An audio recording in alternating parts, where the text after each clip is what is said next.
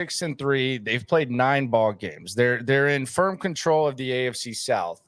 And I don't look at this as much perhaps in football as I do in baseball, but the Texans' point differential right now through 9 ball games is +1. It's +1. They have outscored their opponents by a combined 1 point. And let me just kind of put that in perspective for you. If the playoffs started today, this is what the other playoff teams' point differential looks like. The Bills are +84 through 8 games. The Steelers are +68 through 8 games. The Chiefs are +50 through 7 games. The Broncos are +53 through 8. The Ravens are +33 through 8. And the Chargers are +41 through 7. So that is an interesting statistic to start this off as we talk about a 6-3 team with some weird feelings. Cody Stoots live from New York. Your overall thoughts of where this team sits at 6-3, and we'll dive deep into what went wrong last night. And you could honestly probably just play some of the old shows because it's been kind of more of the same in what we've seen the last few weeks. The fear for this Texans team, as you started to watch them get to where they were, and as they got to 6-2, the fear was, man, this team is a mess that has been able to survive, and they're just nowhere near where any of us thought they were going to be from a top end. What's the ceiling? And that floor is a lot lower. That was the fear as you kind of watch these games. But the Texans escaped, and they squeaked by, and they piled up a win, and they bounced back from losses with victories. And then Thursday night happened, last night happened, and all your worst fears are confirmed. This is not a good football team, okay? This is not a good football team. They do not have great football team potential right now. And this is a team that is an absolute mess on offense. There's nothing that they do easy on offense. And I watch NFL games every week where even the dopiest, dumbest quarterbacks and coordinators can make it look easy for their quarterback. And instead, the Houston Texans make it look incredibly difficult for CJ Stroud, to the point where if he's not perfect, they can't move the ball through the air. They can't consistently do anything on the ground. Joe Mixon makes things happen for a quarter and a half, and then that just disappears. Everything that you thought was like, maybe it's not really that bad. Maybe they can just fix that. No, it's as bad as it's looked at its worst, and they're closer to that team than they are to a team that's capable of doing something impressive this season. They remind me a lot of, and I don't have to go too far to look for a comparison. They remind me a lot of the 2018 Texans. I mean, that's what this team reminds me of. They remind me of the 2018 Texans. There's no creativity on offense. The quarterback is depended on to overcome coaching and a bad offensive line. And the defense, I think the defense is a lot better. I think the defense is actually well coached. But that team, you didn't look at that team and say, well, this team really has a chance to get something done. They went 11-5, and they lost in the first round of the playoffs because they physically got their ass whooped by a team that they split the season with. And that's where I sit right now. Does that mean that that's where they're going to end up? I don't know. I thought this was a really, really bad, perhaps enlightening week for the Texans for a number of reasons. Number one, I expected this loss. This did not feel like a good layout for the Texans to go win a game against the Jets. So it's not necessarily that you lost. It's the way you lost, and it's really kind of just the way that the entire fan base and the media was gaslighted by DeMeco Ryans, Bobby Slowik, and really even CJ Stroud, although I think that's kind of a thing of the past. But DeMeco Ryans goes up there and he gets a little bit sassy, and he's talking about, let's talk about the positive things that Kenyon Green did. And, you guys want to be negative and yada, yada, yada. And I don't even think that they deal with an ounce of the negativity. The Jets were getting booed on the first play of the game. And their stadium was half empty, and the Jets, like, if you want to see what negative is, go sit in New York. But You do all that, and then you put Kenyon Green back on the football field to protect CJ Stroud, and immediately you give yourself really no chance at building momentum because Kenyon Green gets beat twice for a sack. He gets beat and a fumble is forced. On the play he got hurt, he fell into CJ Stroud, or CJ Stroud fell into him. It's embarrassing that they're even willing, or that they're even to the point where Kenyon Green goes out there. And I try to convince myself, okay, well, he's your backup guard. Jared Patterson's going to be the starting guard when he comes back. At this point, Kenyon Green doesn't even need to be on the team. Like it's almost cruel to him. And then you see Kendrick Green go out there, and you don't expect a lot from him, but he was clearly better. In the last 2 weeks, the Texans have scored 2 touchdowns on legitimate drives. On the legitimate drives, they've scored 2 touchdowns. They've scored 3 total. One of the touchdowns came on a 7-yard drive after Anthony Richardson threw an interception. But on the 2 drives, it's been when Kenyon Green has been on the bench. As a matter of fact, you scored a touchdowns on the first 2 drives that Kenyon Green was benched. So the gaslighting by D'Amico Ryans, it was actually kind of embarrassing last week. It's one thing when you're winning to do that and to protect players, but it was actually kind of embarrassing. And I just mentioned 3 touchdowns. I think that's the total touchdowns that the Texans have in the second half this year in 9 games, if I'm not mistaken. I remember your stat. They haven't scored a touchdown in the second half since New England. Like the offense is a disaster. And you're right, D'Amico Ryans they had the debacle against the Packers where it was apparent that they couldn't block that day. And then D'Amico Ryans went to the podium, and it was everything's on the table, and that's not good enough. And we've been seeing that for a couple of weeks. Then they went up against the Colts, and statistically were worse, allowed more pressures and more consistent pressure. And then, like you said, he went to the podium and was like, hey, well, you talk about the bad stuff, like let's talk about the good stuff. And it wasn't just Kenyon Green. He propped up the whole offensive line.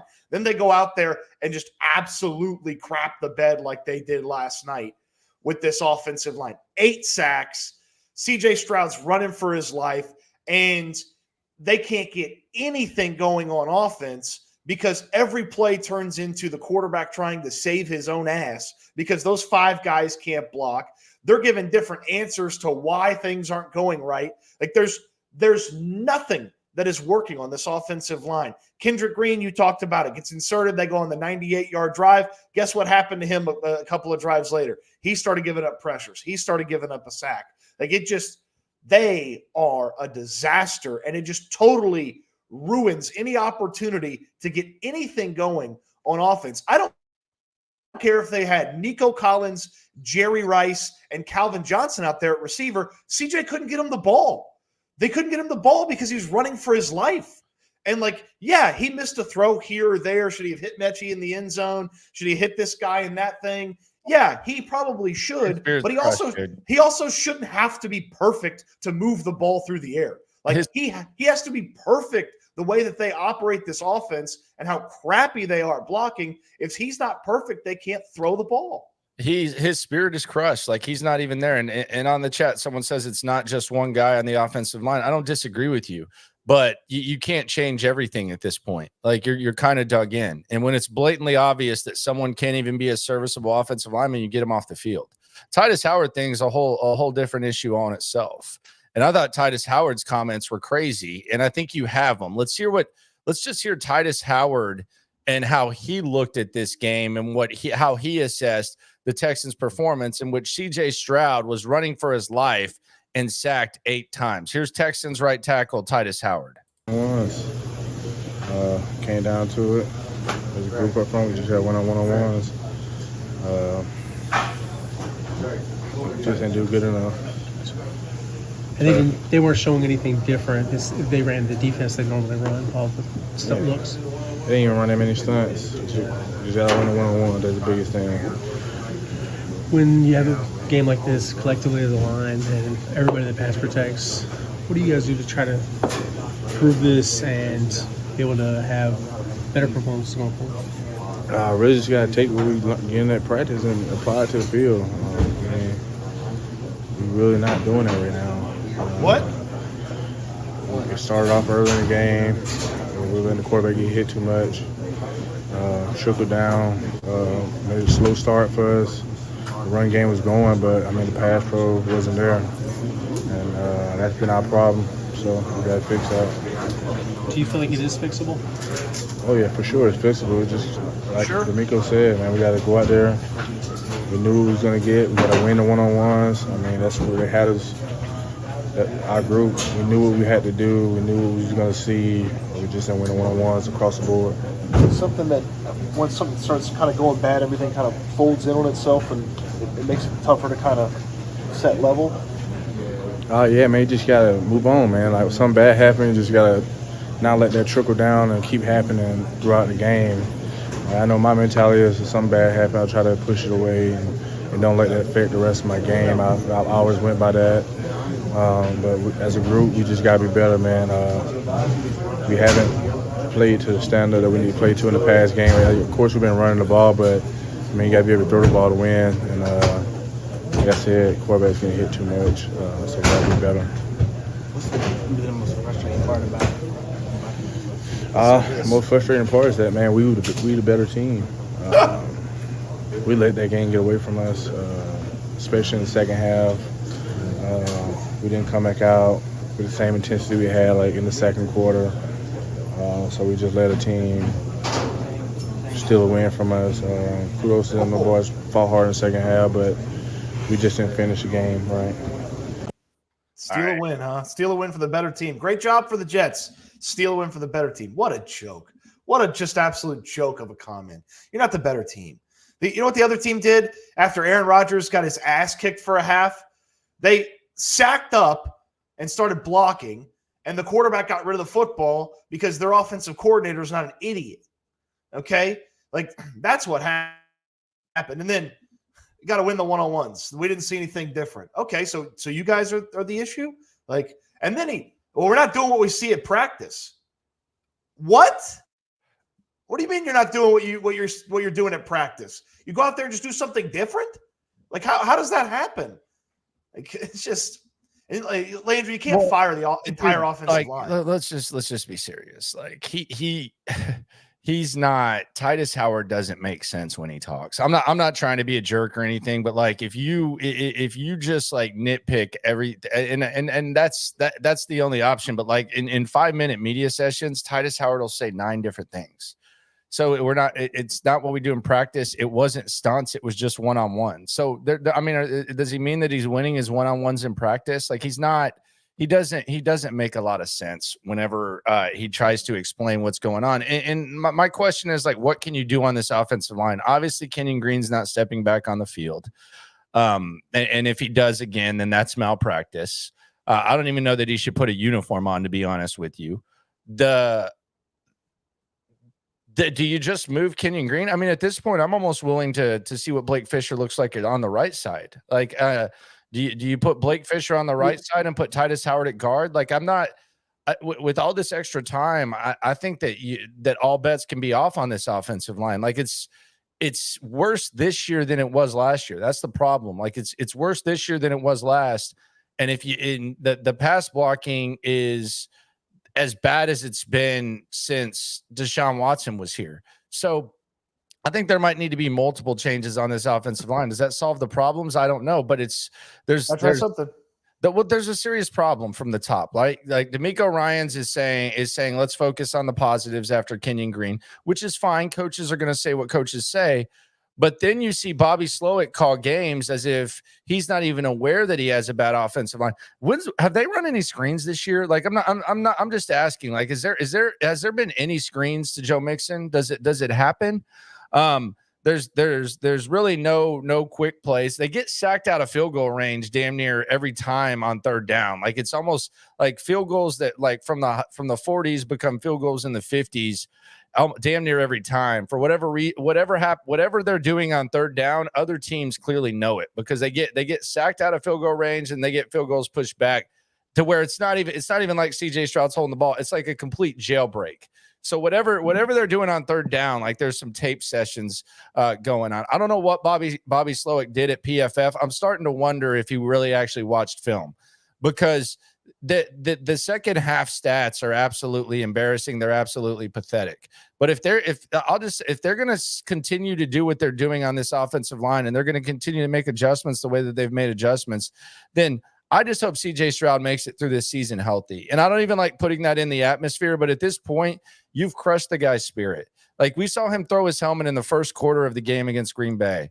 And then they find a way to win a game against the Colts. And it's like, yeah, we did a good job. No, you didn't. You did a worse job. CJ Stroud did a better job of handling it. And that's where we're at right now. Is it's about, and we talked about this before this game. This isn't some hindsight crap. And there's something else D'Amico said that I want to get to in a second as well. But this is not hindsight. Like, this is clear as day. You're not going to fix all the offensive line issues, but if you just keep doing it, this is what's going to happen. And there's two things that I think are interesting about this thing when it comes to D'Amico Ryans. Number one, I don't think he would let this happen on his defense. So if you were a guy that was reluctant about D'Amico Ryans, and for the record, I would not trade D'Amico Ryans for any coach in the NFL. So let me just make that clear. I would not trade D'Amico Ryans for any coach in the NFL. Period, point blank, end of story. Would not do it. But if the equivalent of what's happening with this Texans offensive line was happening on D'Amico Ryans' defense over the stretch of time that it's happened, I feel very confident, because he's done a pretty good job on his defense, regardless of who's out. I feel very confident that D'Amico Ryans would not let this just continue going on. I feel very, very confident that he would not let that happen. So that's that. Do you agree with that? I do. I just, how does he go and get through to the 5 offensive linemen that are going to play and the offensive coordinator to make them all understand? Change them.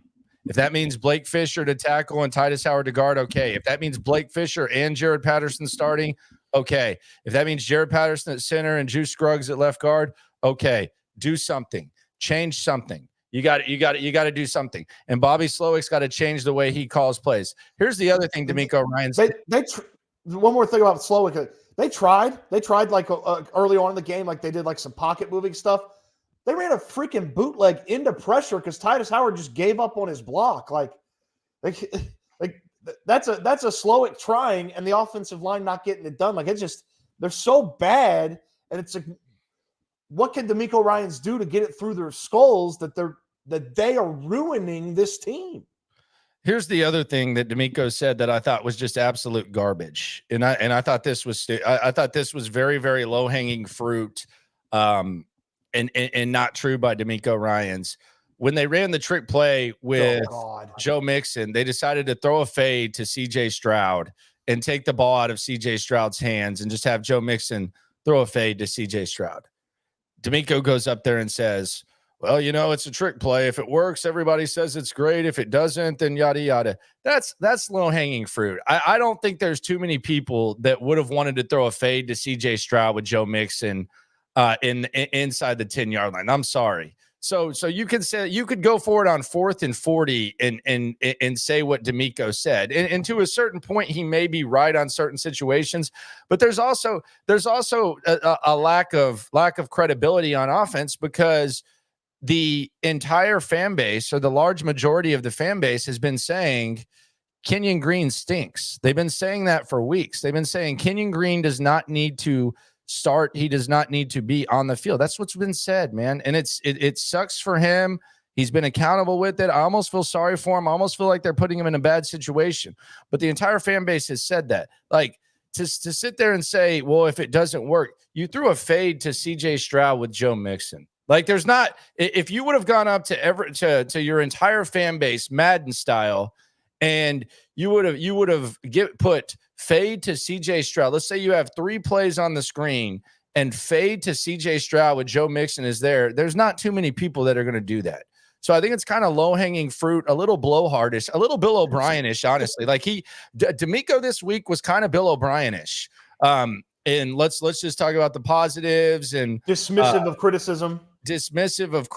I'm not sitting there saying he has to flip a table, but he was, and then, everybody's like an expert type of thing. No, you threw a fade to CJ Stroud, coach. Let's be serious. Everything about that play was total bullshit. From the process that leads you to calling that play at that moment, which is the indicative element of idiocracy that is Bobby Slowik when he pulls some of this shit out of his ass and just tries to just outthink everybody when they can't execute basic stuff.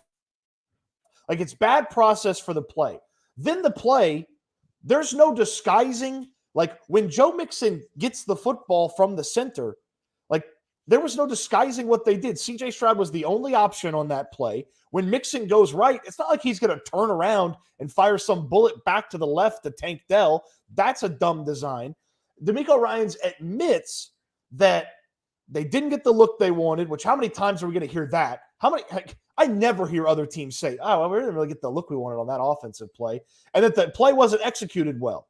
So it's like, if you can't do that, why are you calling it? Stop trying to do calculus when you can't do basic math. And I think you go back to the Green Bay game where a lot of people were frustrated with the play at the end of the game, and rightfully so. And I asked DeMeco about it, and I asked Slowik about it. Kind of got gaslighted. DeMeco said, you know, the goal is to complete the pass. Okay, that's the goal of every play. Like, you were trying to complete the pass with Joe Mixon too, so you can say that.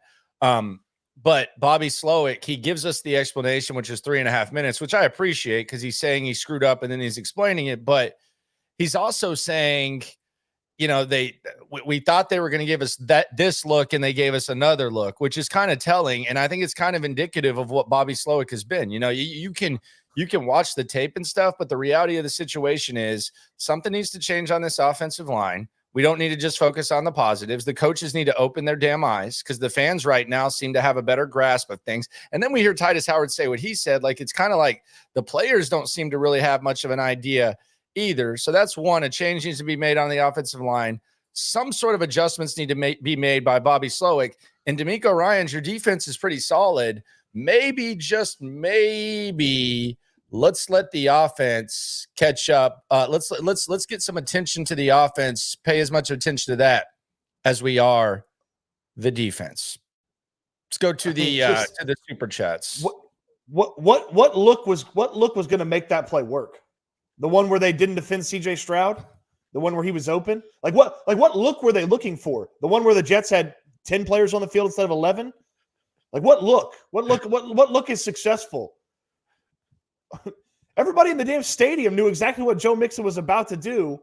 And then Joe, I thought he was wildcatting, which would have been weird too. Joe, after the game, yeah, I thought CJ got held. Dude, come on. It was close. It was close. Come on. It was close. And like, I don't know. There's no look that thing was successful. It's crappy. Why are you running a trick play on a week where you can't even practice? You ain't never hate. Like, Swarm. That disgusted me. I hated the way DeMeco Ryans handled it. The way he said, if it works, everyone likes it. You can say that about everything. Mushroom 713. What hurts the most is the investment in the line. Yeah, and I mean the investment in the line. There's no return on investment, and it's unfortunate because the ROI on the D line is just insane. Like, the D line, you're getting your return on investment. But yeah, the offensive line it's not good. It's a very overpaid group, and it's not good. I owe you an apology. For what? I mean, you were. I will never question the Landry Locker, this O lineman is shot theory ever again. Shaq Mason's he's as bad as Kenyon Green. Yeah, and I mean, as bad as Kenyon Green. I've never seen an offensive lineman with the resume that Shaq Mason has totally regress and fall off. He's slow. He's weak. He's out of position. He doesn't block guys. I've never seen anything like this. Yeah. This guy was a trusted confidant of Tom freaking Brady, and now I wouldn't trust him to watch my dog if I had to go into the store for a second. Did you get a dog? It's an idiom. Oh, okay. But yeah, you can kind of tell in training camp with the way some of these guys move. I think I developed this skill. Matt Khalil helped me. It's 3 for 3. You can just see the way that these offensive linemen move in camp. It's very easy to see. You see some guys who are old and you're like, damn, this guy's moving pretty well. But they get it done. Yeah. DeMeco said we weren't waiting, so why start Green from Avenue Central. What does he mean by that? I'm not sure. Avenue, can you clarify that? Yeah, we appreciate you though, my friend. Jesse F. Time for Miko to prove he isn't the next Wade Phillips. Come on, man. Well, a really good DC and players coach, but absolutely clueless on how to be a head coach. Be the CEO, not the buddy. See, I think that's unfair. I think D'Amico's still a really, really good head coach. I do think that he needs to figure out the offense, because I think the offense has enough talent. That's the other thing, is I think the offense has enough talent to function with a good play caller. Right now, it's the offensive line, it's Bobby Slowik, and it's not dealing with the cards that you're dealt. Like, I'm going to Las Vegas today. God, I can't wait. I'm so excited. So if I go into Las Vegas and my bankroll is a little bit lower, like let's pretend usually you take a GER. Let's pretend you go to the casino, usually willing to take a G. And let's say that you decide, well, you know what? I'm just gonna lower the bankroll to 500 or 200 or 300, whatever, like a little bit lower. I'm not going to go all in on black, like as soon as I get there and just cross my fingers. Like if my bankroll's lower, the Texans at this point, they know that their offensive line, that they're limited, yet they're having CJ Stroud go back and just kind of sit there and try to make him do things. And we can get to CJ in a second. I actually thought CJ Stroud did a really good job with his legs yesterday. I thought without CJ Stroud running yesterday and using his legs, I don't know that they have a chance. And I wonder how hurt CJ Stroud is. Like I think CJ Stroud got a little bit more banged up than he's willing to admit yesterday. And I also think it's in his head. And I don't know what's expected, because I had some people yesterday in the post-game show saying, CJ Stroud played bad and CJ Stroud wasn't accurate and CJ Stroud missed Mechie. And you're correct. But damn, I mean, he's sacked 8 times and you have, what would they end up with, 19 pressures? Is that correct? I think it was 21. Oh, my bad. Something close like that. Yeah, 21 pressures. Like, it's just not it's not easy to function there. So I don't know what they are supposed to do. Shane O'Mac, he says, genuine question. All questions are genuine. Well, maybe not. Why don't they utilize a lot more play action, especially when Mixon is rushing 100 yards a game and averaging almost 5 yards per carry? Also, can I get a damn it, Bobby, for one time? Love you, fellas. Damn it, Bobby. Shane, appreciate you, man. Landry, I was talking about this with somebody the other day. Why does Slowik's Shanahan tree offense look so different than all the other guys? Like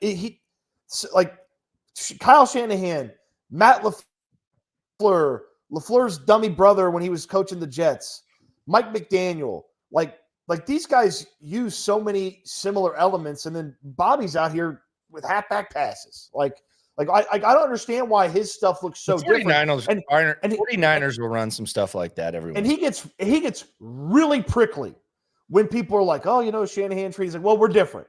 Yeah, I can you damn sure are. Yeah. Yeah, well, you're real different because they work, yours doesn't. There's a couple of things that I just don't see existing on the Bobby Slowik offense early on. Like, play action seems kind of non-existent. I saw them run like a RPO yesterday, it looked like a true RPO, but play action seems not to be frequent. And screens, like, seriously, when's the last time they ran a screen to Mixon? I'm serious. Well, when they do, they're so predictable. They're so predictable that teams sniff it out. They ran one a couple weeks ago, and Mixon got tackled for like a 2-yard loss. Big Steve says, I'm more upset all week that we have to hear about the Jets being back. We should start Kendrick and trade to replace Mason. Are the Jets back? Are people saying that? One of the frustrating elements of this game is like this is a fan base in the Jets that starting in the second quarter we're chanting sell the team. And then the Texans went out there in the second half and played so bad. They played so bad that Jets fans left with an unbelievable level of hope that only Jets fans could leave that game with. But they left with hope. And it's like they went from sell the team to like, well, we kind of got a shot. That's how bad you played in the second half. DeRhino says, you're right, Landry. Screw Tytus's feelings. Put him at guard and Blake at right tackle. Even in games we've won, I haven't felt good about the offense. Yeah, I would move Tytus Howard to guard at this point. I really would. And I would just start Fisher at right tackle. I just want to maybe just like a little bit of a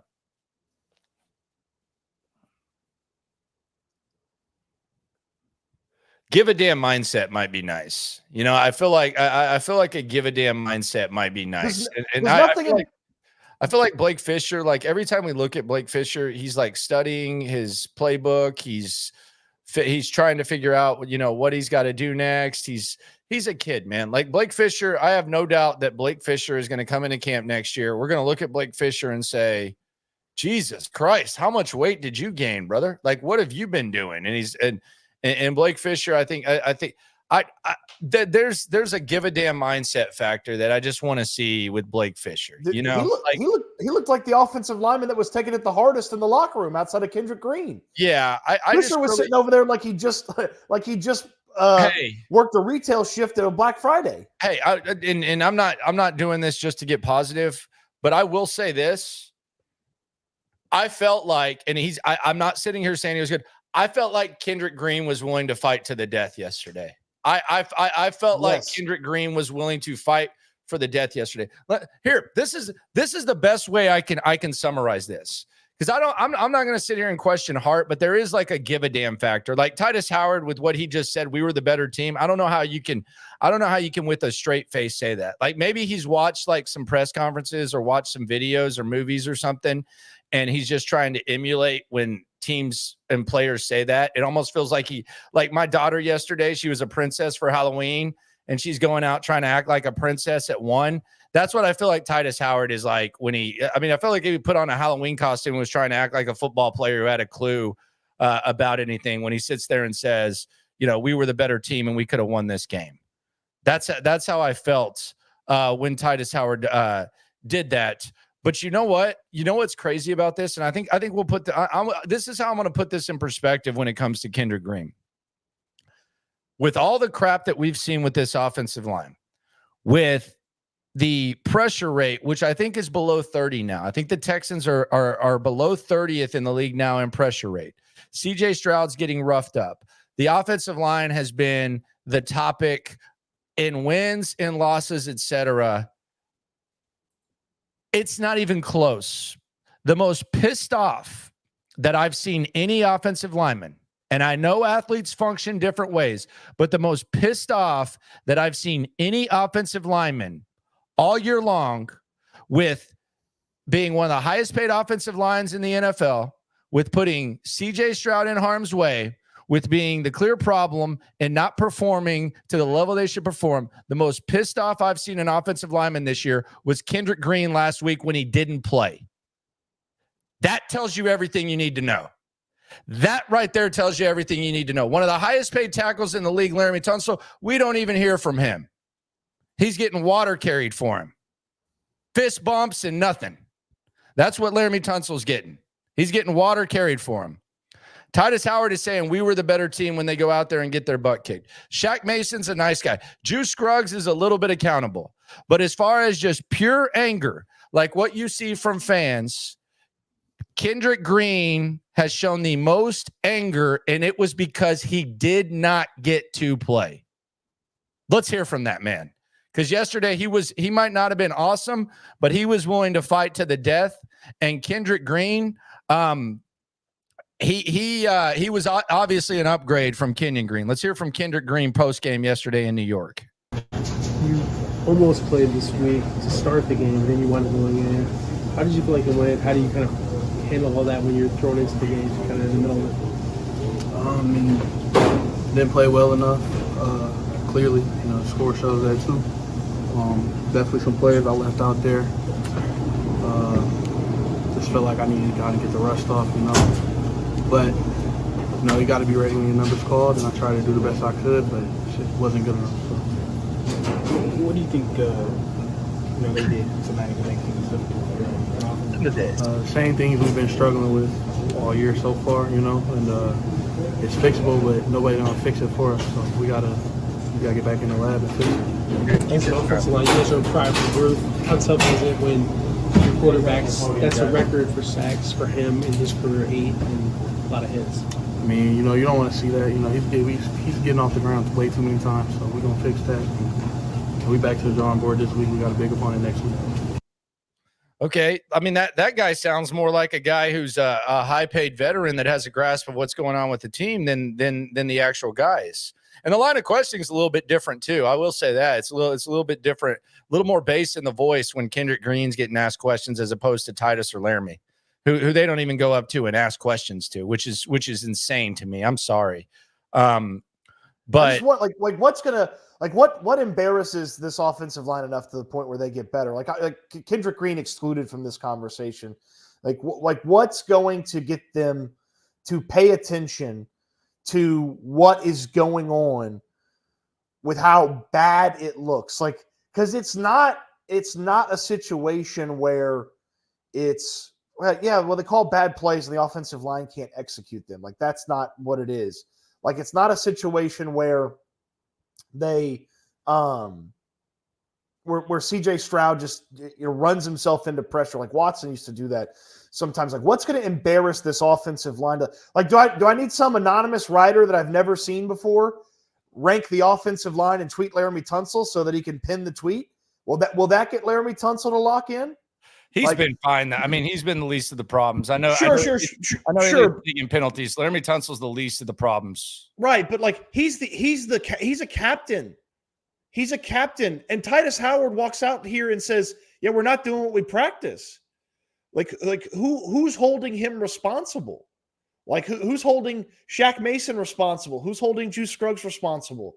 Like partly that's Laramie Tunsil. Like, it's obviously Bobby Slowik and then ultimately D'Amico Ryans. Like, how do you snap these guys into it to the point where they're going to do what they practice? How do you snap Bobby Slowik into it that you can't coach like you've got a good offensive line? You've got to coach like you've got the worst offensive line in football. Like, how do you get them to realize that this is a potential issue? This is an issue that could potentially ruin a promising season. Like, they are teetering on disaster weekly because the quarterback is getting smushed almost every time he drops back to pass.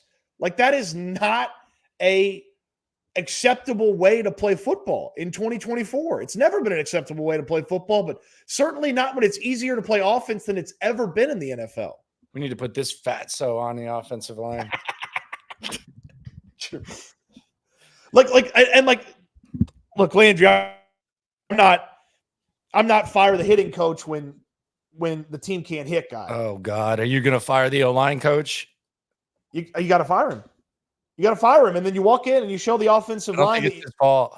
Well, I agree, because the 5 guys that block aren't good. So I agree that it's his fault. But maybe you can walk in there and appeal to their humanity and say, look, a guy lost his job because you didn't do yours. I can't fire you, so I fired him. Bench some guys, man. Bench Tytus Howard for a game. Bench him against Detroit. Like, bench Tytus Howard against Detroit. Start Blake Fisher against Detroit with Tytus Howard healthy. Well, Sunday night football, you don't get to go out there and do your thing. Well, we saw what it took to get Kenyon Green benched. I mean, I just think it's insane that Kendrick Green sounds more like the leader, like a leader and accountable than anyone. He said we got our ass kicked. We didn't play good enough. Obviously, that showed on the field. Tytus Howard says, I feel like we were the better team. Again, I think Tytus Howard just watched a movie or watched a press conference and was trying to emulate. I honestly think that was Tytus Howard's Halloween costume. An accountable, like, football player. That's what I think. I think for like 15 seconds, he put on a Halloween costume and like a confident, capable football player costume. Is what he got at Target. You know what? I disagree with you on bench Tytus Howard, because I don't know that he. I'm just saying. Hold on. I don't know that he learns his lesson. I don't know that he learns his lesson if you bench him. I think you make him play left guard, because I know he hates that. So make him play left guard. I want Kendrick Green to stay out there. Well, good. I do too. Make him the right guard. Bench Shaq Mason. He's the worst offensive lineman that's playing right now. So bench him. Okay, well then bench 3 out of 5. Yeah, figure it out. And then people will say, well, what? I mean, what are you going to do? Allow 8 sacks and 20 plus pressures? And if you thought, oh my God, if you thought the Jets made this team look bad in the second half, the Lions are going to make that look like child's play. And I don't care they don't have Aiden Hutchinson. They will eat you alive on Sunday Night Football. You want to be embarrassed on Thursday night, on Halloween, where you didn't have all the eyeballs? Wait till it's Sunday Night Football and the Lions are in town. The embarrassment will be spelled in all caps that time. You know what the Lions point? We've talked about. We've talked about point differential for a little bit. You know what the Lions' point differential is right now? The Texans is +1 through 9 games. Do you want to know? I have to imagine it is either the second best or the best in football because they know how to dominate somebody. Oh, it's the best. Oh, it's the best. You want to know? They know how to dominate. They played 7 games. The Texans have played 9 games. The Texans' point differential in 9 games +1. The Lions' point differential in 7 games +100. Must be nice. And you know what? You know what, Landry? The point differential is +100. And you know what I hear when I check in on Detroit and I listen, and I got a buddy who does morning radio up there. They're not happy with the offense. Like they think it should be better. They think it can be better. They were highly critical of their offensive line in the midst of a Titans rout last week.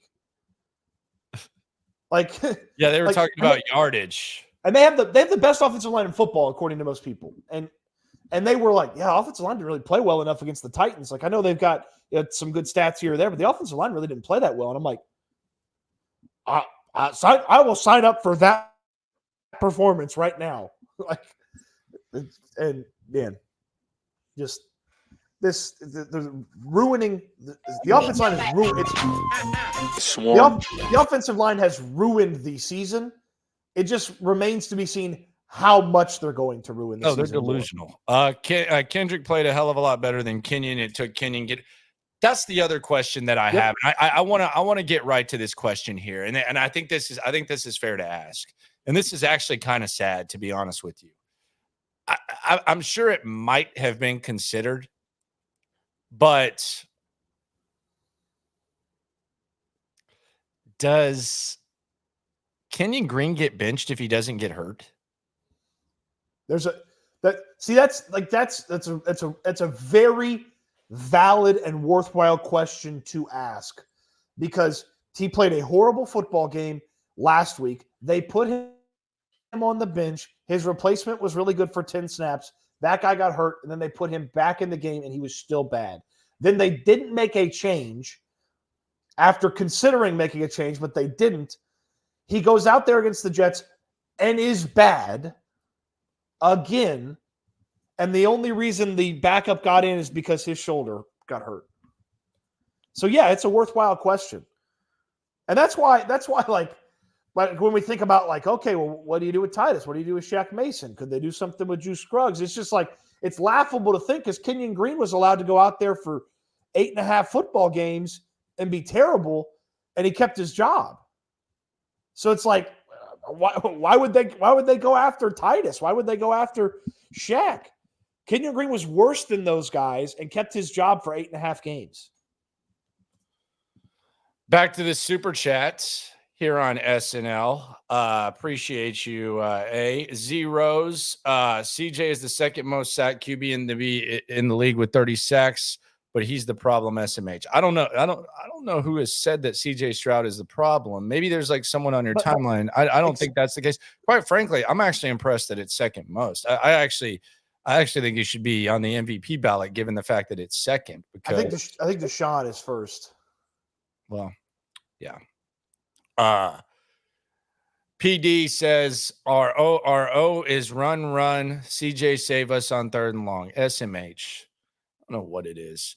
Omar V. Another thing too, like one more thing about the offensive line, because the run save us on 3rd down is Joe Mixon had 91 yards in the first half. and he had 14 yards in the second half. Like they started getting physically manhandled by a Jets defense that, by the way, ended up shorthanded by the end of the night. They lost a bunch of guys throughout the course of the night, and they got manhandled rushing the ball too. And it's not helped by the fact that everybody in the stadium can tell when Bobby Slowik's about to run the football. Like there's no chance, like when they line up in certain situations, or like 1st and 10 right when they get into the red zone, or just outside the red zone, that's a run, and defenses are ready for it. I mean, just an incredible adjustment. I'd say incredible adjustment, but they just started playing basic football and tackling better in the second half, and they shut down the rushing attack for the Texans. Do you guys think a trade will come in and win? Well, it's got to come before November 5th, so it's got to come before next Tuesday. Do I think a trade happens? Probably. And that's the other thing, that you're back to a point where your wide receiver core is not really good, are not great, are not good enough to where you think it needs to be.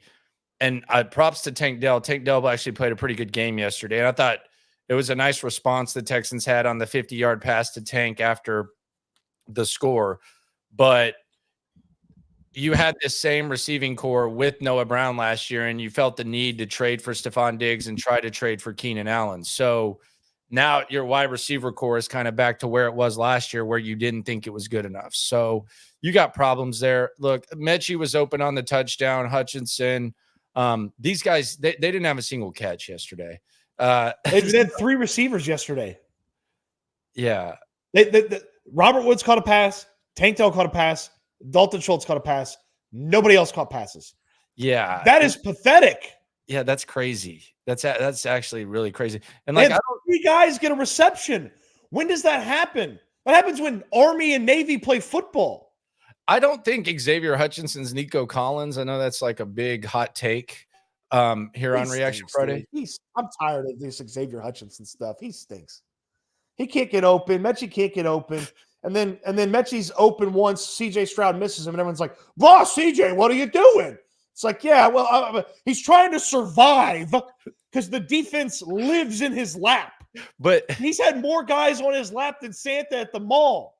These are guys like Mechie and Hutchinson are guys that for the rest of their career, they'll be fighting to make the team in camp. They're not guys that whenever you need to call upon them to be second or third options are going to get that job done. I think that's the best way I can look at them. Like, that's the best way I can realistically evaluate them is, will they make the team or not? That's what they're, but I would like to see like maybe a sideways pass to Hutchinson or something like that. Like, let's see what's going on there. Maybe not rely on the offensive line every play. Yeah, maybe not take a 7-step drop and try to get CJ to hit him on a pass 25 yards down the field, and the 5 guys can't block. The part everything about the offense just folds into suck. Like, the offensive coordinator calls bad plays, the offensive line can't block, the wide receivers can't get open. Like, it just all builds on itself into like this nuclear reaction of just suck. Street Runner Society says the part that's so frustrating is when you watch them get beat and they just stand there with that dumb look on their face. It's like, what the bleep? Yeah, it's not fun. Big Steve, when they ran a bootleg into pressure because Tytus Howard didn't block his guy, and he was like, "What happened?" I think I know what happened. Tytus getting paid made him think he's an all-pro like Tunsil. Here's my thing with Tytus. He's not good. He was, even when he played right. He had one good game against T.J. Watt and Chris Jones at guard and a switch flipped, and he thought he's awesome. He's not. Yeah, I think there is an element to where Laramie Tunsil is really, really good, but not everyone is good enough to move like Laramie Tunsil. Like just have the mannerisms and the mindset of a Laramie Tunsil. And I've talked about this with Laramie Tunsil when we've had him on the air in the past. Like, he moves at a different pace. He moves at a different speed. He's a real smart dude, business savvy, all that. Not everyone, specifically on the offensive line, not everyone on the offensive line can move like that and succeed. GL, we need to readjust our big O-line contracts. Can't readjust them. That seems like the only thing that will whip these a-holes into shape to get this point. I don't know if they're a-holes. The Tytus thing is interesting because I think that he buddies up to a lot of people and they don't really want to state the obvious. You know, it always goes to like Kendrick Green and all that. Like it's interesting. Like someone who's performed like that, you think would get like a little bit more criticism, but it seems like there's like a buddy factor there. And y'all can take that however you want to take it. RO line worry more about fashion than the game. I don't know. The guy who worries about fashion is good, despite the penalty. But even he leads the league in penalties. But the guy that worries about fashion is good. Although does Tytus worry about fashion? Not sure. Almost makes you feel like this O-line has some Diddy tapes of the higher ups with the lack of accountability and changes being made. Now that's something nobody's talking about. Does the offensive line have Diddy tapes on Nick Caserio? One of the questions, like, and I don't know that it's not necessarily going to be met with an answer when you ask it, but like how it's responded to is maybe an indictment on their thought process. What haven't you tried yet to fix the offensive line? What have you not tried as an offense to fix the offensive line? They haven't tried anything, Cody. What do you mean? Like they've literally not tried anything. Like they've allowed 3 weeks to go, like really the whole season, but they've allowed this to go on all season and they haven't changed anything. Like there's literally been no change. How Green for a series and then they put him right back in and then he ended up getting hurt. There's been no change. Right. They haven't changed the way they call stuff. They haven't changed the guys that they actually play. They've done nothing. They haven't changed it. And the craziest thing about it is you have a body of work of a better performance. Like you have this offensive line, this healthy offensive line, which I never trusted. Honestly, I never said this was going to be a good offensive line. They're going to get healthy and cohesive. I never bought into that crap. I bought into a lot of crap. I never bought into that crap. But you have an example of it. Like they're functioning like right now. What they're doing through D'Amico's gaslighting and through the actual actions of the coaching staff is they're acting as if this offensive line never accomplished anything. They didn't accomplish anything except get paid by y'all's asses. Like y'all brought in Shaq Mason. Y'all gave him an extension. Y'all gave Tytus Howard an extension for whatever effing reason. You gave Laramie Tunsil his bread. He deserves it. He's paying. I'm leaving Laramie Tunsil aside despite the penalties. Y'all drafted Juice Scruggs in the second round. You drafted Kendrick Green in the first round. And these guys got hurt. And last year you had a better offensive line and it was kind of a problem. Like they're treating these guys like this is an established offensive line with some sort of pedigree. And eventually they're going to figure it out. You have zero evidence of this offensive line over performing at a really, really good level.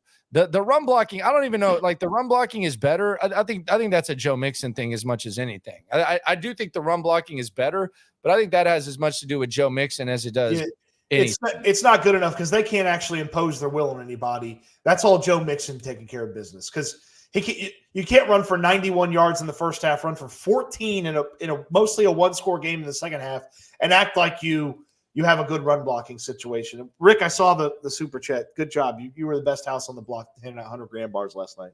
Yes, you did. I don't know much about 100 grand. Zach Rose candy bar.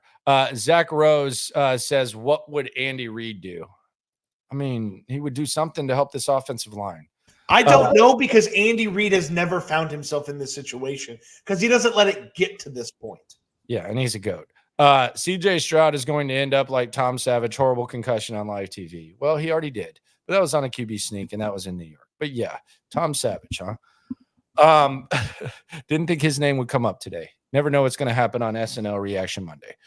Cody, that's a great analogy. In the press conference, when you speak to Bobby, ask him, why are they still doing the 7-step drop pass plays with the offensive line being as horrible as it, if you can. I mean, there's been ways of asking that, like the adjustments and stuff like that. So, yeah. They don't believe in adjustments. How about because if they did, they make some. Like no touchdowns in 3 games in the second half. And it's not like these are great defenses. Like the Colts is not a good defense. Yeah. They're okay. Like the Jets were missing 2 of their top 3 cornerbacks in the second half, and the Texans couldn't put a touchdown on the board. And then the Packers are fine, but you can't put a touchdown on the board. Yeah, I don't know. When did a touchdown become so difficult? No idea. 392-007 Thailand. Landry, why don't you ask him if he is worth his extension? Ask Tytus Howard if he's worth his extension in season. I think he kind of knows the answer to that one. Just like when you ask a chick out and she says no, she knows the answer to that too. Gavin, why do people always do cool bleep on us?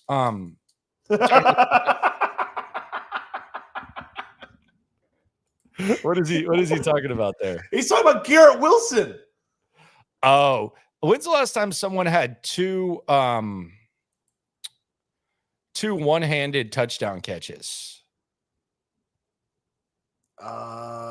It's probably pretty rare.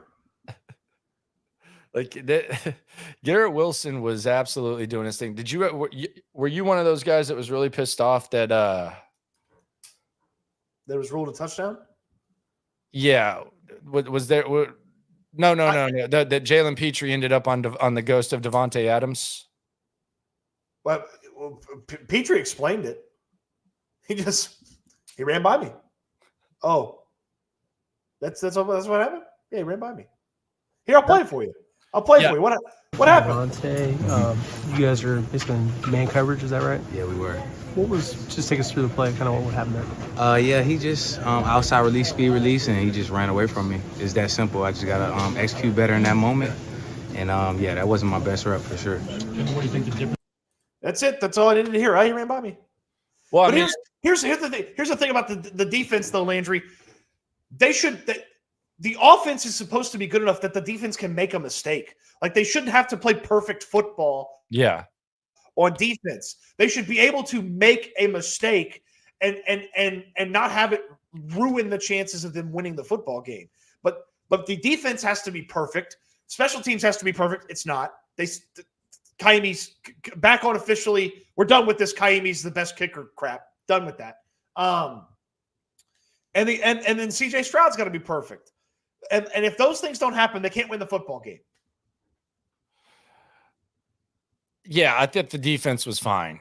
And I mean, Fairbairn's missing chip shot field goals, and you're unable. Well, I mean, for me, like a lot of people were upset with Fairbairn for missing the field goal. I'm more upset that when you get a 15-yard penalty on a fluke ass play, and you have a chance to take the lead, you're unable to take advantage of it. That for me is more frustrating than Fairbairn missing the field goal, just based on what he's done. But if he makes the field goal, then you still have an opportunity. But I thought the defense was fine given the situation. Tytus saying we were better team seems less crazy than someone comparing Tom Savage and CJ Stroud. I think he's just talking about the injury. Jesse, I don't. I was doing. Come on, Jesse. Yeah, I don't think that's. Hey, you want to know where I got this water? Did you get the expensive hotel thing? I have a really nice hotel because of these points. It's right next to MetLife. 392 still on it. Y'all got to stop the cap with my bro. He had a good game last night. It's very crazy. Some of y'all never even played a sport. Who's he talking about? I don't know. My God, I hope he's not talking about an offensive lineman. I don't know. What? Oh, today's the first. Okay. Y'all never played a sport. I don't know. I would love. Maybe he's talking about Petrie. I actually thought Petrie was fine. There's going to be times where you find Petrie in coverage. You just can't hide him the whole time. He's just got to hold his own. But if he's talking about Petrie, I think he was fine. But hey, Ty, it's the first of the month. Make sure you get that payment in for the semi-pro league and the flag football league that probably got touchdown Bundy at. Petrie had a couple of nice plays where he was one of the only guys. He's saying Tytus played a good game. All right, that's got to be a 5-minute timeout there. Yeah, we got to get 392's got. He's on your channel. We got to put that guy in timeout. That guy, that he is dummying things up right now. Tytus played a good game. He thought Tytus. He ain't caused. Dude, get get him in timeout. Yeah, get 392. He's spamming. Dude, what is going on there? He is spamming. That dude is eating a spam omelet today in the chat. That is his go-to, spam omelet. Jake Johnson on the super. On a serious note, are we ever going to get D'Amico to acknowledge that the line is a big problem and stop gaslighting everyone? I don't have a problem with the gaslighting if the actions show different. Like if you say, hey, quit talking about the offensive line, and then there's like some sort of change, I don't have a problem with the gaslighting. The problem I have is when the gaslighting turns into like bad decisions and it puts the quarterback in harm's way. I don't expect coaches to be honest with this. I expect athletes, I don't expect them to be honest. I would just rather lie with the purpose. That had to be Tytus's burner account, by the way. That's not, I mean, it's just not the truth. Oh my goodness. It is Reaction Friday here. Landry Locker. Cody, I'm trying to look up something on the fly here, so I apologize, but okay. David Culley's team in 2021, they were the worst third quarter team in football.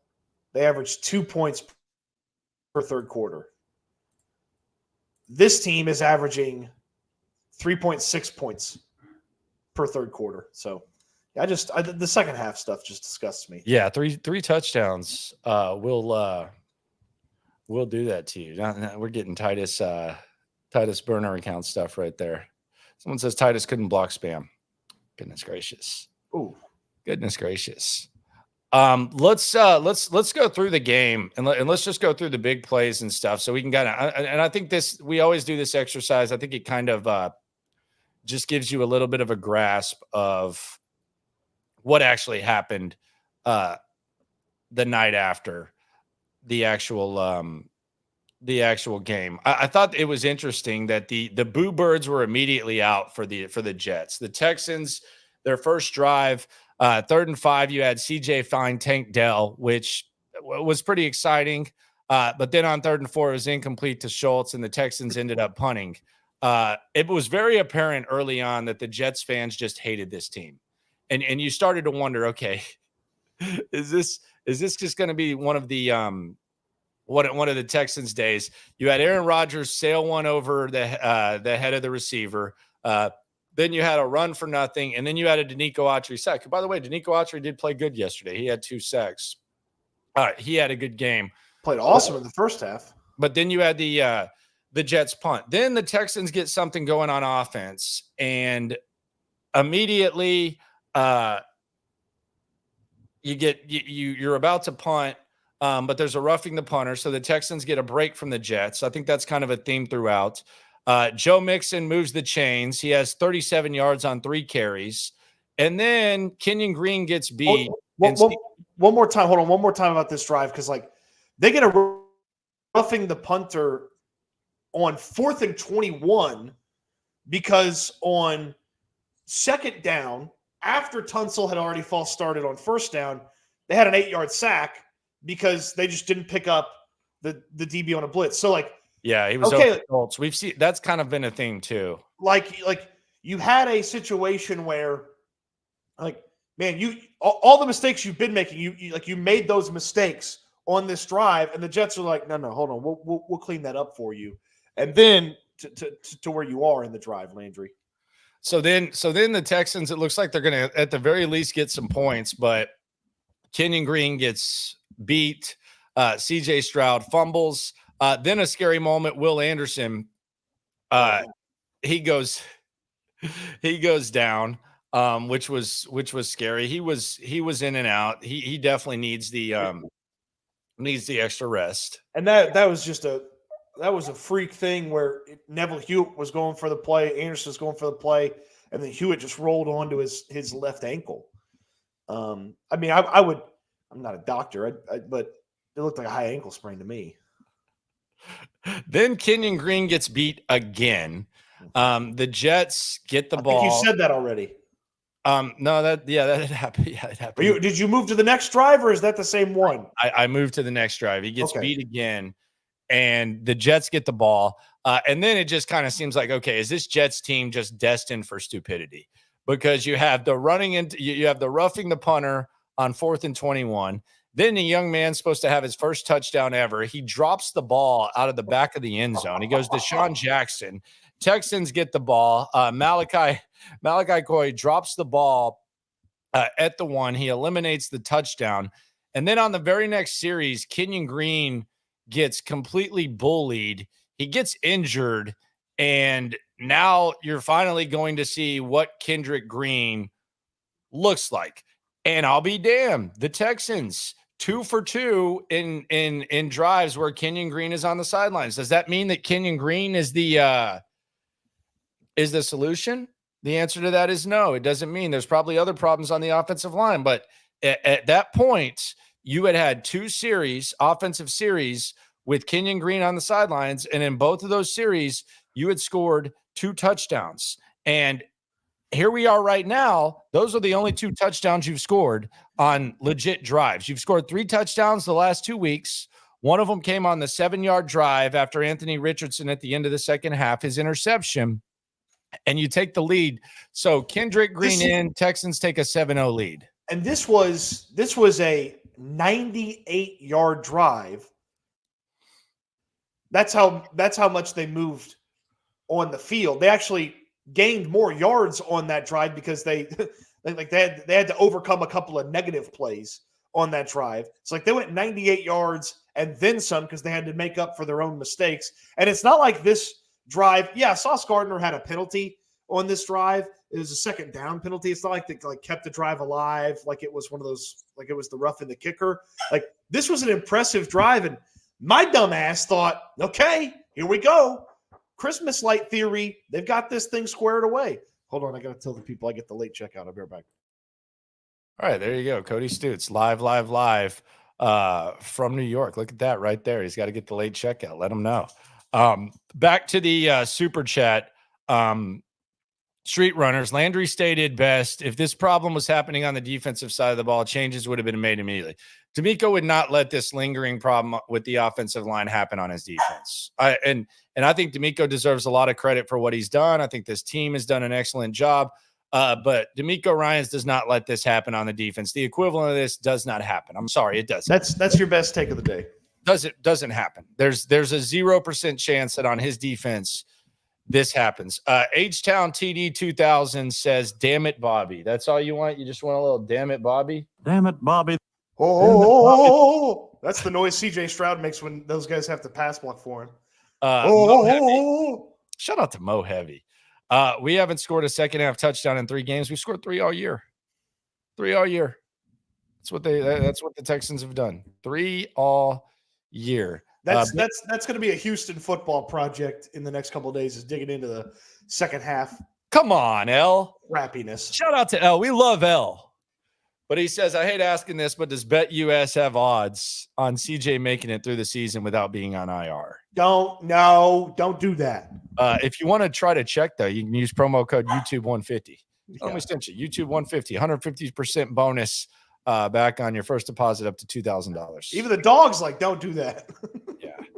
Casey was pissed yesterday. She wasn't too happy. She felt kind of left out. So on the 2 drives, minus Kenyon Green up to that point, you had scored 14 of your 30 points, 2 of your 3 touchdowns, and your only 2 legit touchdowns. Then you have a situation where it would be a 52-yard field goal. You get sacked for -4, and Kaimi Fairbairn shanks a 56-yarder. Don't really. It's tough to be super critical of a 56-yarder at that crappy stadium.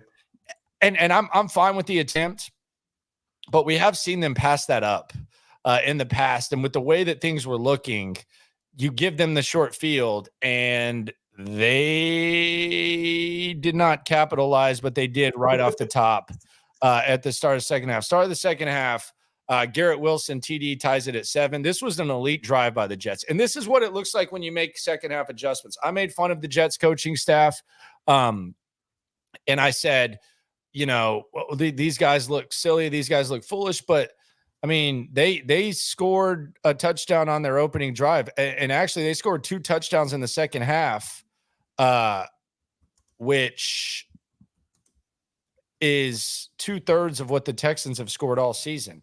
and they looked like they saw something. You had the ghost of Devontae Adams move the chains. You had Garrett Wilson move the chains. Mike Williams straight off the bench, he moves the chains, and then Garrett straight out of Austin, Texas, with the one-handed grab into the end zone to tie the game at 7. Then Ka'imi Fairbairn makes a 54-yard field goal. On the Garrett Wilson one. When did referees become anatomy experts? Because my understanding of the way the NFL rules is that you have your foot and then you have your leg. No, this was the first one, brother. Oh, I'm sorry. Go ahead. You're ahead. Yeah, he had 2 one-handed catches. I know we're not used to guys getting multiple one-handed catches. This was the first one just right across the middle. I apologize. Yeah. 54-yard field goal by Fairbairn makes it 10-7. Then 4th and 2 from midfield. I thought this was a big play. Devontae Adams kind of jukes Kamari Lassiter, gets the best of him, gives the young man a little bit of a teachable moment, which is fine. I thought you had to throw, or I thought you had to run on 3rd and 4th and short. So I was shocked by this. I didn't know you could throw the ball on 3rd and 4th and short. And it was one of those things like I kind of wonder if they were going to keep doing that on 3rd down and short and 4th down and short. And lo and behold, they certainly did. They did. Then you had perhaps the worst call of the game. Derek Stingley got an illegal contact on 4th down. I thought that was a chicken shit call, to be honest with you. That was terrible. I mean, honestly, if I'm a DB coach, if I'm coaching the secondary and we're having a film session, I'm actually singling that out as perfect textbook coverage. I thought that was perfect. He had his hand, he was jamming him inside 5 yards, and then he just had his hand on the hip past that. That's exactly how you're taught as a DB to do it. I mean, honestly, that was perfect by Derek Stingley. Nothing you can do. Yeah, nothing you can do there with Derek Stingley. I thought that was actually I thought the refs were bad. By the way, I got to say this too. I got to get this off my chest because if the shoe had been in the other foot, I'll be honest, I would have probably been bitching about it a lot. So I got to be completely honest with the people. Shout out to the people. It is S&L. Be sure to like the video, subscribe to both of our channels, and ride along for the best Texans coverage in the game. Al Michaels was good yesterday. What happened? Al Michaels, you didn't even watch the game. You were in the press box. Al Michaels was effing great. He sounded like he was in his prime. Really? Maybe it's the New York Lights. I don't know. Al Michaels was good. Do you people agree? He was good. Did that sound like the Al Michaels we've been hearing on Thursday night? Might be those bright lights. Drop a microphone in the comment section if you thought Al Michaels was good. No, that's not this channel. Shut up. That's not this channel. We've already gotten rid of one spam omelet. I don't want to spam anything else. But yeah, I thought Stingley, the illegal contact was garbage. Then the Jets have the one-handed catch by Garrett Wilson in the back of the end zone, straight out of Austin to Ohio State to the Jets. Garrett Wilson is a very underutilized talent, by the way. What was Kamari Lassiter doing on that play? I mean, he was trying to cover him, and I think thought he was going out of bounds or something. I don't know. I don't know what was. I mean, he literally didn't make contact with him once. Like if Lassiter touches him at all, like he probably goes out of bounds. He probably doesn't catch the football. But Kamari was just like he was there, but like he wasn't there. I think he just didn't think he was going to catch it. I don't know. I also thought it was a little bit of offensive pass interference. Oh wow, there you go, begging for flags. Okay. Now after I pulled the Texans offensive line and false started. Now here's my question: when did referees become anatomy experts? Because there's my understanding there was the foot and the leg. But the lower shin touches before the knee out of bounds, and that's the reversal. Like I didn't know that the referee could make a differentiation between the part of the leg that touched. I thought it was your feet and your legs, and it's like yes, we all know that a knee equals 2 feet. Like that's very clear, but like. His knee comes down out of bounds. Like, yes, I'll agree with you that the shin contacts the ground first in bounds. His knee comes down out of bounds. I thought the rule was your feet and your legs. I didn't know that the officials and that New York got to be anatomy experts. Yeah. That was a bad overcall. That was a bad overturn. They should have called it a touchdown and then let it stand. That they did not have conclusive evidence that should have been overturned. Yeah, I didn't think it was like that bad. But yeah, I get what you're saying. Then the Texans, they're down 4. So the Texans are trying to figure something out and figure out what the hell they can do and where the hell they go from there. And they actually get a break from the Jets again because they get a personal foul on a field goal attempt. And the Texans then, seems like a decent play was dialed up, but Stroud misses Mechie, and then Fairbairn misses the chip shot field goal, which means the Jets are a touchdown away from ending this game. This is when you just kind of knew, all right, it ain't happening. It ain't happening. And Devontae Adams puts the Texans out of their misery. He gets Jalen Petrie, and the Jets go up 21-10.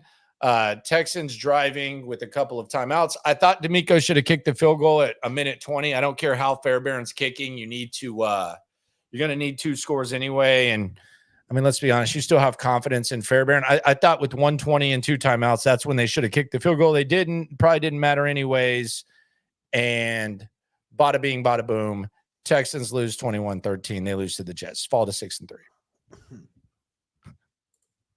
That's just there's so much. Like, I feel bad for the defense because they basically. I mean, the Jets went touchdown on them in the second half, and the offense went field goal, missed field goal, field goal. Mo Heavy says, "Can we get a shout out to 610? I miss you on there." I mean, shout out to Sean, shout out to Seth, shout out to Ben Gary, shout out to Figgy, shout out to Reggie. Good luck, Clint, Show, Tyler. Shout out to y'all. So yeah, there you go. If I left someone out, probably on purpose. Jorge, appreciate you on the super. H-Town TD 2000, 2023, 27 passing TDs, 10 rushing TDs. 2024 so far, 11 passing TDs, 9 rushing. More bounce this year, but passing looks so much less creative, aggressive than last year. Shaking my head. Yeah, I mean, you don't have Nico right now. I'm sure that kind of helps the pass game. Joe Mixon's better than any running back that you've had. He just continues to look incredible. Pro Bowl caliber performance. I don't know if it's balance or not. Like I don't know that I would call this attack balance though. Makes me. I mean, balancing on their head to try to figure out how to fix this offensive line, maybe. But yeah, I feel like the run is really the most effective thing. Caserio said last week that the talk about the O-line is ridiculous. What is that about? Nick Caserio doesn't know a damn thing about O-line. Like, I mean, let's just be serious. I don't take his opinion serious about offensive line. Like, I think Nick Caserio, who has like the best diet in the world, he knows more about junk food than he does the offensive line. I mean, look at what he's done. I mean, he gave Tytus Howard an extension for no reason. Didn't even make him go out there and earn it. He brought in Shaq Mason. Gave him an extension. He drafted Juice Scruggs in the second round. We don't know how Juice is going to be. And he drafted Kenyon Green in the first round. Like Nick and Tom Brady, quite frankly, was the offensive line coach in New England. Like let's just be honest. Like Tom Brady was directing traffic. Well, they had Dante Scarnecchia for all those years, like a legendary offensive line. I would rather ask Nick Caserio about pizza or burgers, and he doesn't even eat pizza or burgers. He doesn't even eat like that. All he eats on Thanksgiving is turkey and cranberry sauce. He knows more about junk food than he does offensive line. He's the last person that I trust to talk about the offensive line, quite honestly. Tyler Kent, S&L best pair duo in Houston sports talk history. That's a little much. And I go way back. Me equals sad. We're going to lose on road and division round with Mills and QB because CJ got fined. Goodness gracious, man. We're already injuring CJ. It's a lot to unpack there. Tyler, though. We love you, man. Shout out to the dog, too. That dog's chilling. Thank you for the kind words. You're the man. They call me Mr. Nobody. You're somebody to me, my man. You're somebody to me. Go get Brandon Scherf from the Jags right now. Okay? I don't know if they'll trade him to you, but yeah, they probably don't have much going on. Zach Rose, Mixon, and Fairbairn are the Texans offense. Most of the time. Nico, though, you do get Nico back. You know, they spent like a week or maybe it was 2 weeks as the top passing offense in football, and that feels like it was a million years ago. Look before you leap. So he says he's not going to wear his Texans, not going to keep wearing my Texans gear in shame. Sorry, Texans. When y'all get better, I'll start repping the team game. But for me, it's a no. See, my dad always taught me a lesson, and I thought it was a really good lesson. And I actually think it helps build your fanhood character. And I'm not one of these people who says you show up no matter what and you're a diehard, but the best time to wear your fan gear is actually the day after a loss. It's very humbling. And that was always the rule for my dad. Like if he was going to buy me like a shirt or a jersey or something for Christmas, the one rule was you got to wear this the day after the loss. So Texas loses to OU, rocking the Chris Sims jersey. God, that sucked. Rocking the Chris Sims jersey to school on Monday. Getting picked on and all that, it happened. But yeah, I think that's the best time to rock the gear, to be honest with you. I agree with this. And ever since you told me that story, I feel like it's something that more people should adapt. O-line needs to be better at protecting CJ. He started running out of the pocket more because he knew his O-line would fail. Yeah, and I thought CJ was actually really good with his legs yesterday. I thought he did a really, really good job of extending plays. I thought that that was one of the better things that CJ did. Let's get to a couple of things on the back end here. And I just want to kind of do a side-by-side comparison when it comes to the offensive line. But the simple reality of the situation is that this all goes down to the offensive line. And we're used to offensive line problems when it comes to the Texans. It seems like it's been a thing going back to the start of the franchise, going into the Deshaun era, going into now. Like the offensive line, no matter how much you invest, there's a serious problem.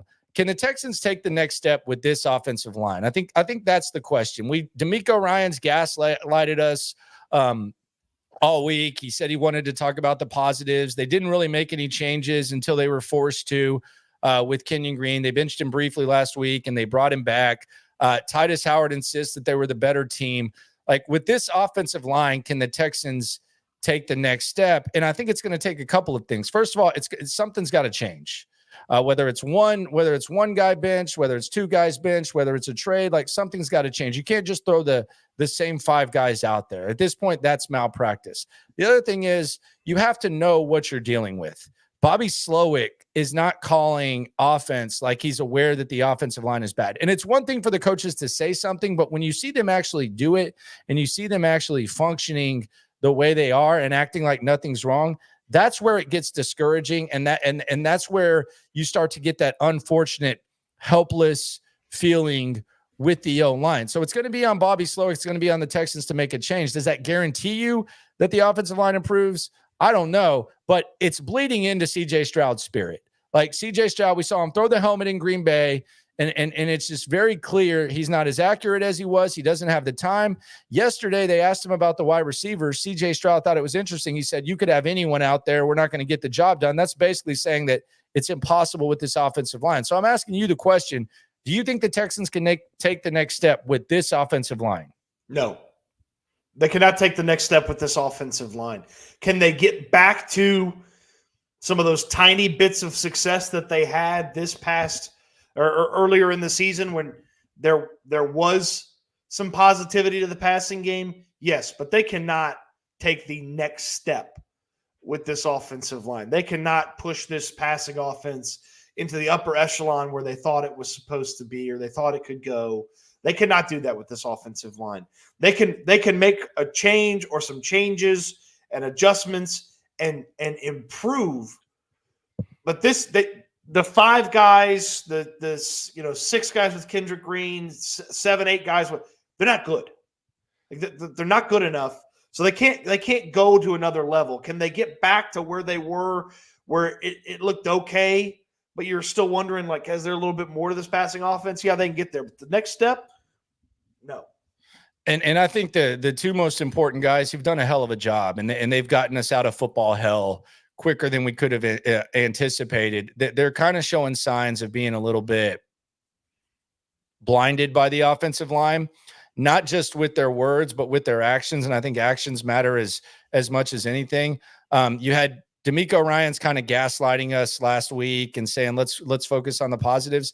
I can say this with 100% certainty because there's not a coach that I would trade DeMeco Ryans for. On his defense, the equivalent of what's happening with this offensive line, it doesn't happen on his defense. There's some sort of change made. 100%. He is an elite defensive coach. He's an elite football coach in general, and he's still a really young football coach. But I feel very confident that this does not happen on his defense. Then I heard this secondhand. I don't really listen to Nick Caserio's interview, the weekly one. But I guess Nick Caserio is talking about like defending the offensive line. And I said this a minute ago, but I'm just going to make this clear. Nick Caserio is the most healthy routine guy that there is. Like it's Tom Brady, like how healthy Nick Caserio is. I don't think he eats an ounce of junk food over the course of the entire season. I would rather ask Nick Caserio about what kind of Halloween candy I should eat than I would about the offensive line. He's the last person I want to hear talk about the offensive line. Because you talk about any way of misevaluating an offensive line, Nick Caserio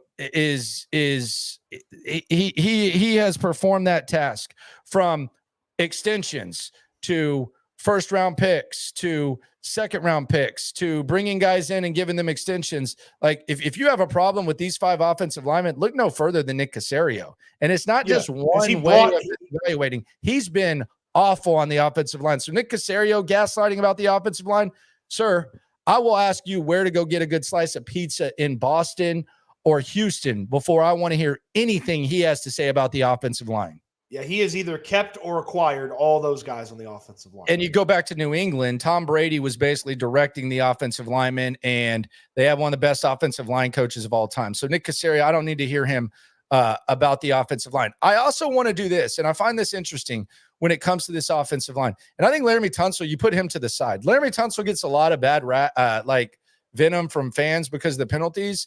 If 5 guys on the offensive line perform the way Laramie Tunsil did, you would be in pretty good shape. So I'm gonna put Laramie Tunsil to the side. I do think it's kind of interesting though that his mindset is being like kind of passed. It feels like to Tytus Howard. And I just want to do a side-by-side because I think it's really interesting. It's just an interesting observation. And again, it doesn't matter what players and coaches say, but it's interesting that the most pissed off and accountable that we've seen an offensive lineman this year was Kendrick Green last week when he didn't play. He didn't get to play, and he was pissed. He wasn't on the field during all these struggles. And yesterday after the game, let's just do a little side-by-side. Your high-paid tackle, Tytus Howard, and then let's hear what Kendrick Green, who's played one game, less than one game for the Texans, had to say. Let's start with Tytus Howard. This is Tytus Howard. Try to make sense of the problem that the Texans have on the offensive line based on what Tytus Howard says. I'll let you be the judge of this. Take it away, Tytus. Came down to it. As a group up front, we just had one-on-ones. Just didn't do good enough.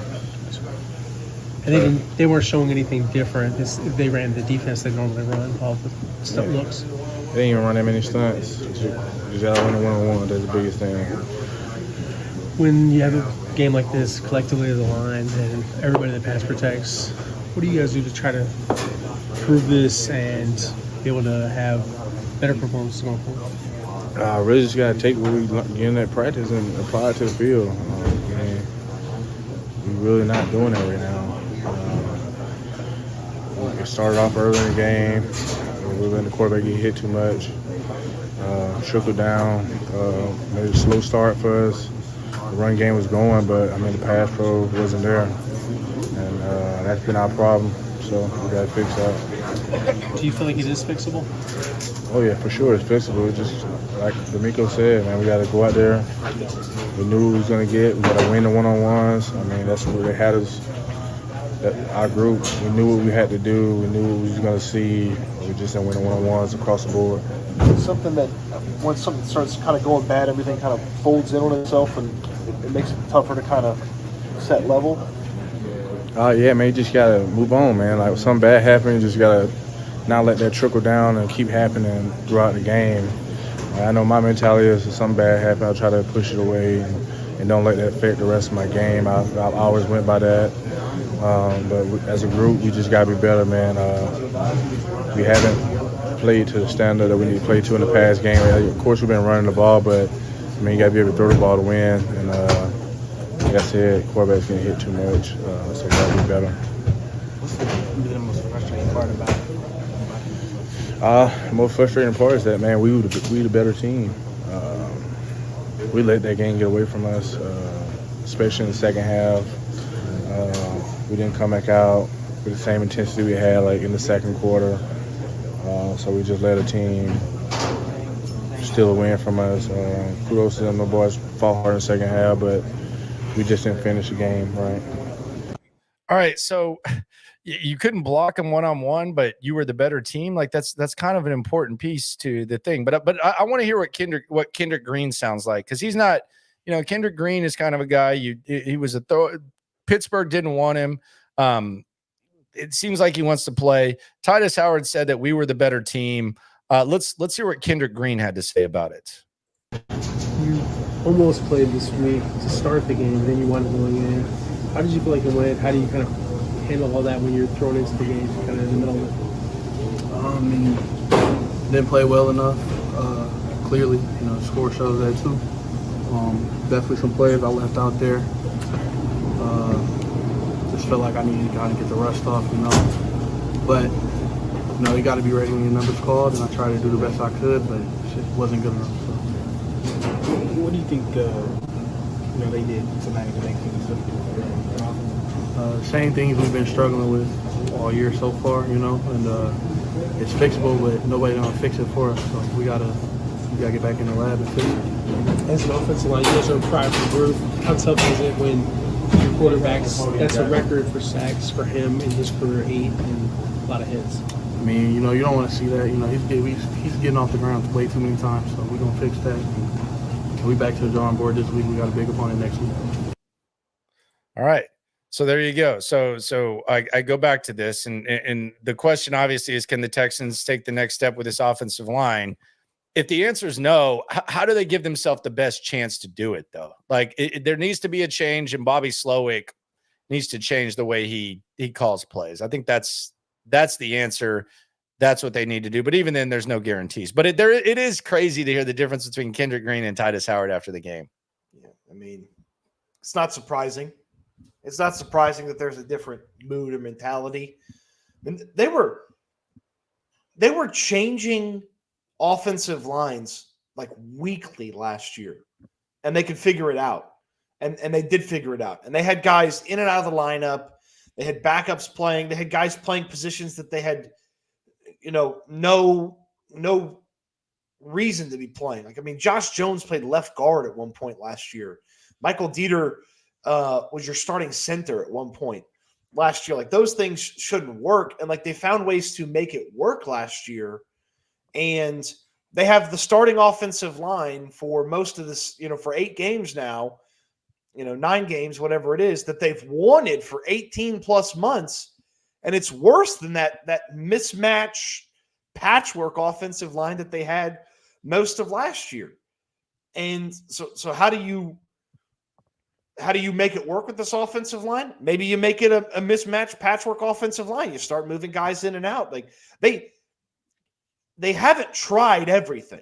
They haven't tried anything. I mean, they benched Kendrick Green briefly, and then they were going to – I mean, I don't even know that he comes out of the game yesterday. Like, I don't even know that he comes out of the game for Kendrick Green if it's not for the injury. So, I guess the good news is they haven't tried really anything.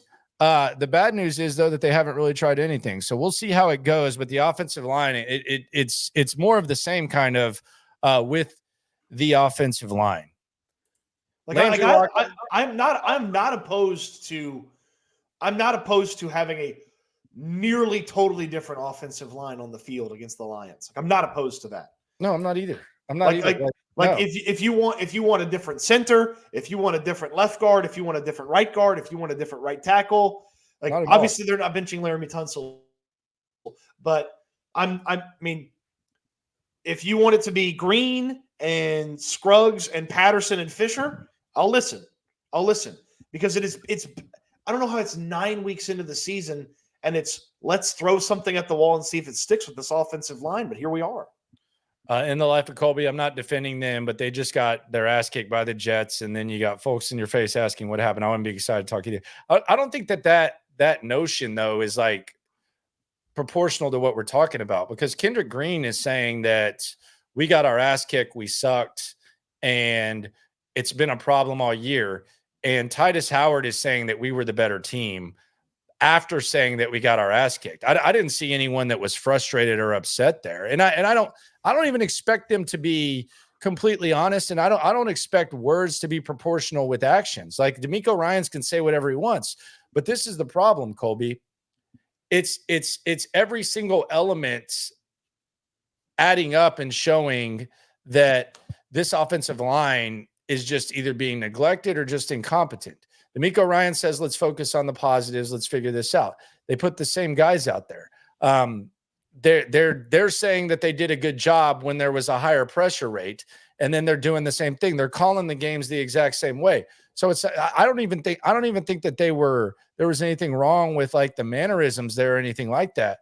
I just don't. I think there's like they seem clueless. Like they seem clueless about the offensive line, and you can seem clueless in public and then go out there and get it done. But from DeMeco to Caserio to Slowik to when you hear Tytus, it just seems like they don't really have a clue what to do, and it's just not it's not good, especially for your most important guy, CJ Stroud.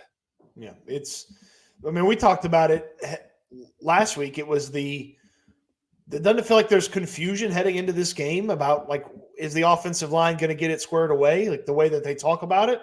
And then lo and behold, against the Colts, it looked like there was confusion for this offensive line about how to get it squared away.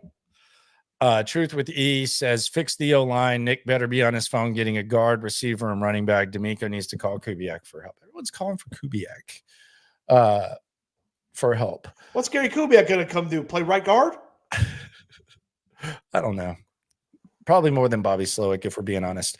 I'll tell you what, Gary Kubiak knew how to get a quarterback away from pressure. I mean, how many times was Matt Schaub running free in the open field with options to throw the football? Of course, the right tackle was able to block the guy when they ran the bootleg on that one. Tytus just threw the guy into CJ Stroud last night, so. If Nick doesn't make a trade or do something for the offensive line, CJ will not make it through the season healthy. This is a constant theme, man. One guy doesn't fix it. I was wrong. The Christmas light theory was wrong. It wasn't one guy in the offensive line is fixed. It got better though. It got better. It got better. Yeah. But then you realize that string of Christmas lights that a rat had chewed through a piece of the line and that the fuse was busted and that actually that you weren't getting electricity to that outlet and everything's wrong with it. But it's not one guy. Like you could drop Quentin Nelson onto this team, widely regarded as the best left guard in football. You could drop Quentin Nelson onto this team. They would get better. They would still have issues blocking. Okay.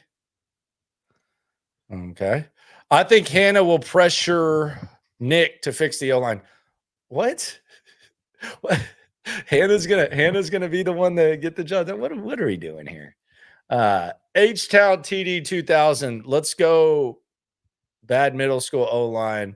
Time to go foot to foot. Close the gaps. LOL. L, do we have any hope against Detroit? In my opinion, hell no. Look, I put this stat out there. The Lions have a plus 100 point differential in 7 games. The Texans have a plus 1 in 9. Must be nice.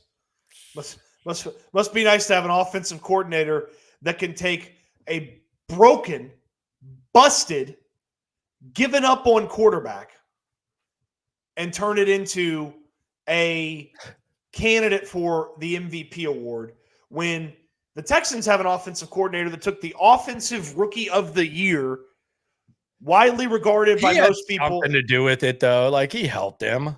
Well, I know, but has gone in there this year and looked nothing like the guy last year.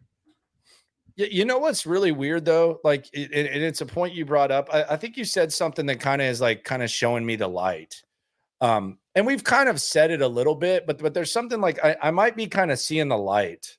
We'll talk about that in a sec. Let's clear out these supers though. GC says we need to get some cornbread fed MFs on the line, not these effing divas. Look at the Lions O-line. They're making Goff look like an MVP. Similar to what Stoots said.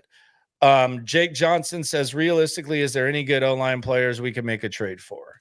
I'm not an expert on that. The problem is I don't think Nick Caserio knows much about offensive linemen either. Yeah, what are they going to ask? Chris Strausser? Who would you go get, Chris? Here's my thing that I just thought about when it comes to the Texans, and you brought it up. The offensive line that the Texans have right now, it's obviously the worst, one of the worst offensive lines in the league, but it's been together all season long for the most part. And that over the course of a half a season, it's been together, and we've seen the exact same things for the most part from week 1 to now. There's been stretches where some stretches have been better than others, but for the most part, we've seen the same thing. Last year, you had it felt like a different offensive line every week. And maybe whenever that happens, it shouldn't be the case, but you get more attention from guys, and they take their assignments a little bit more serious because you have a guy who's getting thrown into the mix like Dieter or something like that, and he probably doesn't possess the talent. He doesn't have the contract and the confidence of that a lot of these guys have, but he's all ears and he's ready to go. He's trying to figure out his assignment. Same thing with a George Fant or something like that. It almost feels like whatever's going on with these guys, whatever's going on with this offensive line, we can sit here and we can say, well, Bobby Slowik needs to coach better, but you just heard Tytus Howard say we're getting our ass kicked one-on-one.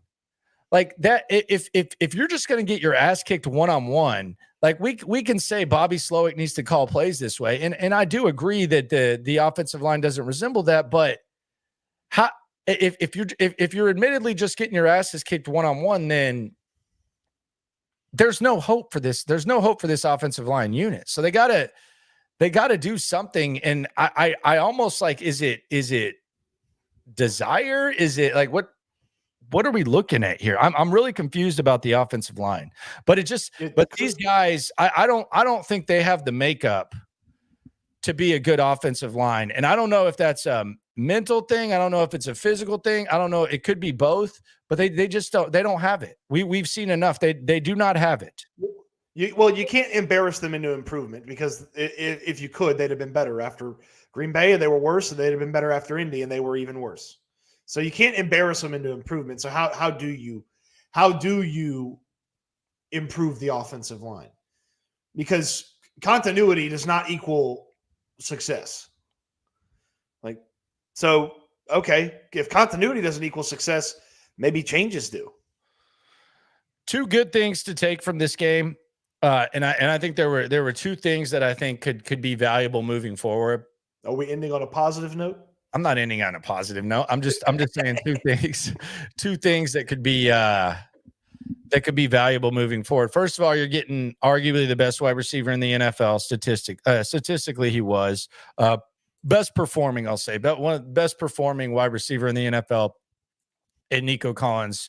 You're getting him back next Sunday.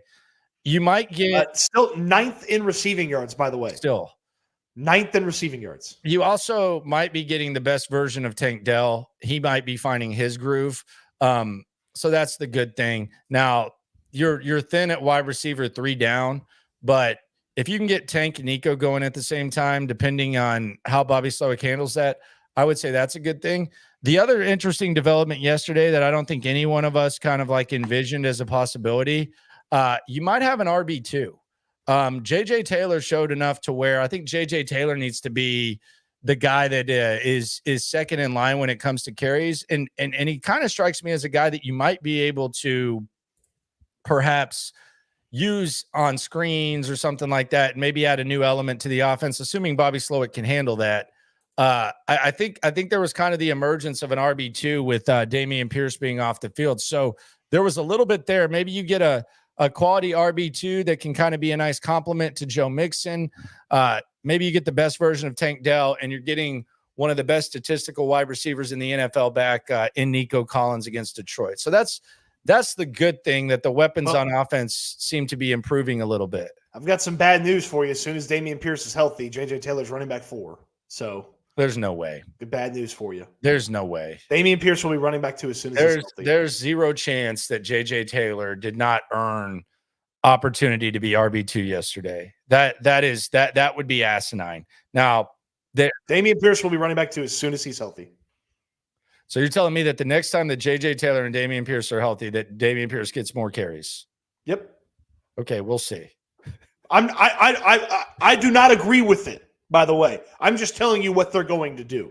Kendrick Green nearly got the quarterback killed for 3 games in a row, and he couldn't get benched. They're not taking Dameon Pierce's reps away because he got hurt. And this just goes back to the D'Amico thing, and I think the defensive-minded head coach is kind of blending if that's the case, because it was clear last year that Dameon Pierce, like RB2, not great. Like that was not good enough, and they just run it back. And they run it back with the offensive line, and they just keep running it back. There is like a little bit of concern. I think J.J. Taylor, maybe I'm giving the offensive staff a little too much credit. I think that J.J. Taylor is your RB2, but we'll see. Back to Mo Heavy. I think Nico is such an important role because he's a guy CJ throws to when he scrambles because the O-line can't block.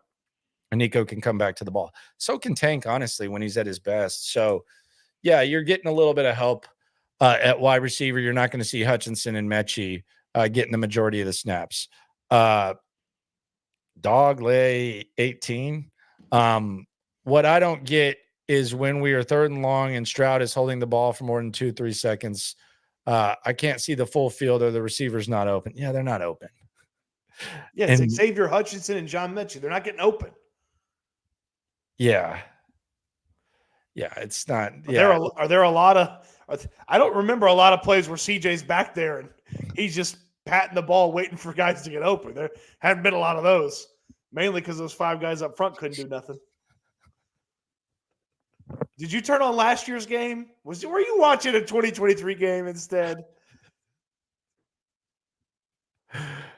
I feel like this Texans team is starting to feel a lot like the 2018 Texans in Deshaun Watson's second year.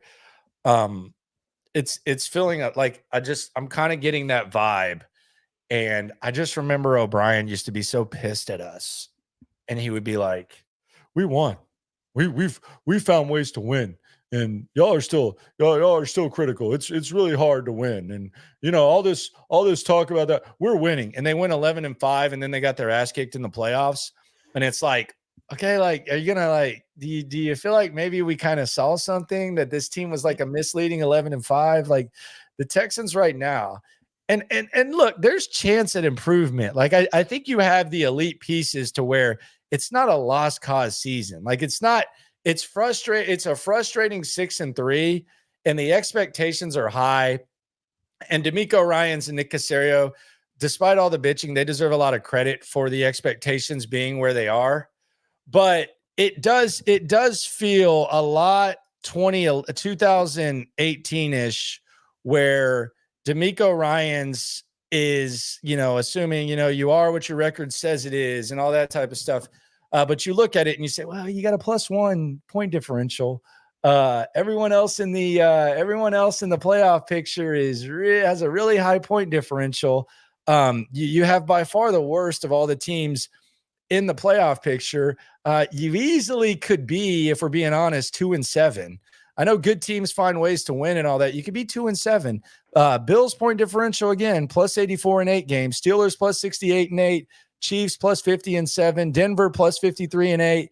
Ravens +33 in 8. And Chargers +41 in 7. That's the playoff picture right there. So you're telling us, yeah, it's hard to win in the NFL. You're winning games, but there are some context clues that lead you to believe that the ceiling is a little bit lower than we think. It's the same thing that O'Brien was saying. And like that team as well, you have a quarterback who is called upon to just handle pressure. It's not we're going to limit pressure. It's not we're going to call a game plan to keep you from getting your ass kicked. And I remember in that 2018 season, Deshaun Watson just got his ass kicked terribly against Dallas. And I actually asked O'Brien, I said, hey, Bill, do you think about protecting Deshaun Watson? He said, I don't know. And Deshaun Watson got roughed up. He had to take a bus to Jacksonville because he was getting so roughed up because they weren't really handling that. But this is kind of a misleading 6-3. Now, the good news is I think the elite pieces that you have are such to where we can look back at this and say this wasn't even the when this team peaked. I do think they have the potential to peak, but DeMeco Ryans is going to have to get as much out of his offensive staff as he's giving the defense, because right now, and I don't know if that guarantees success, but Bobby Slowik is going to have to elevate his coaching level to what DeMeco Ryans and Matt Burke are if this team's going to have any chance in hell. Because if the Texans on defense had the same problems or similar problems with what they have on offense, I think DeMeco would be able to fix it. I don't know that this offensive staff and this offensive line personnel is capable, but they remind me a lot of, in CJ Stroud's second year, of what Deshaun Watson's team was his second year. There are a lot of similarities there. A lot. No, you're spot on with so much of that, and I still have, to your point, a belief that there's a chance they can get something going on offense and get back to something that resembles what the rest of the league can perpetrate on offense on a consistent basis. I do believe that. It's just going to be very hard for them to do it, but it's not impossible. Now, maybe 3 weeks from now, we're sitting here and we're having a conversation like, yeah, it feels impossible. It's not impossible that they get it going. They're going to get Nico Collins back. They should be exploring the trade market for help on offense at wherever you want to find help on offense. Like, there's a path to getting back to passing game relevancy. And if they do that, then the rushing attack's going to be even better. It's already a really solid rushing attack, but then the rushing attack's going to be even better. And you can sort of see, okay, they get some things going, but it really is teetering on disaster with the way that this offensive line's playing. And if they keep putting that offensive line out there, then you will see disaster. Yeah. And we'll see how it shapes up and how it looks. I will say this though, and this is kind of the problem for the Texans right now. I know a lot of fans don't want to hear this. I think you can moonwalk into an AFC South title and figure stuff out. I don't think like the 2018 team was kind of threatened by Indianapolis, and Indianapolis started peaking at the right time and they got hot and they ended up ending your season. I don't see that team in the AFC South really threatening you, but you do have a Detroit Lions team that is really, really good. Their point differentials plus 100, you're plus 1, and they've played 7 games. You've played 9. You got them on Sunday night, which isn't ideal. Although I think DeMeco's defense can step up and figure something out against that offense, or at least slow them down. I do have confidence in that, depending on what's up with Will Anderson. But then you got Dallas, and I know Dallas is an easy target, but you got that. So you got a tough road ahead. But this just reminds me a lot at this point, a hell of a lot of that 2018 team in Deshaun's second year with CJ. And CJ also, here's the other thing that we're not talking about. We can get to this in a little bit. CJ Stroud looks kind of beat down and kind of defeated, and it seems like his spirits kind of crushed. It's not easy, is what he said. When he's how do you when you're dealing with this, it's not easy. It's not easy. And I think we can all agree. We'll see what happens. I will say, Landry, I feel like they had to make a change, obviously, in Indianapolis. I do feel like part of that change is they felt like, yeah, we lost to Houston. We've lost to them twice. We don't think that they're going to run away with this thing. Let's play the guy that's better at quarterback and try to hang around in this thing. I do believe that goes into the decision to go to Joe Flacco. So you think the Colts saw the Texans and said, all right, this team ain't running away. We can, if we put. Absolutely. Because if that was the Chiefs, they maybe don't make this. But you go to Flacco because you believe you have a chance to do something this season. And I feel like coming out of the Texans game, they looked around and said, if we just get better quarterback play, we beat those guys that day. We beat those guys the first game. And we've got a rough stretch here the next month. If we can cobble something together, they have issues, we can catch them. I do believe that the move to Flacco was in part because they believed they could catch the Texans. Now that's And interesting. they finish with an easy final 3 weeks. So if they're close, they finish with Tennessee, New York, and Jacksonville. So if they're close, they're going 3-0, and the Texans finish with Kansas City, Baltimore 4 days later, and Tennessee. Well, I'll be damned. I started this out comparing it to 2018. You're basically— It is 2018. Huh? It is 2018. Yeah. Well, hopefully Joe Flacco doesn't end your season the way Andrew Luck did. This thing took a hell of a turn. Yep. Next question I have about this whole situation with the Texans. How much is CJ Stroud struggling? How much blame does CJ Stroud deserve for the way in which this is playing? I don't want to be an apologist, but I just kind of sympathize with what he's going through right now. Am I being too light on CJ? I mean, if I'm playing like a assign the blame game, like less than 15%, like maybe that might even be too high. I'm sorry, CJ. I feel bad. That's too high. 7%. I'm assigning 7% of the blame to CJ Stroud. I don't know. Like I feel like that might be too high. Like he should have been sacked.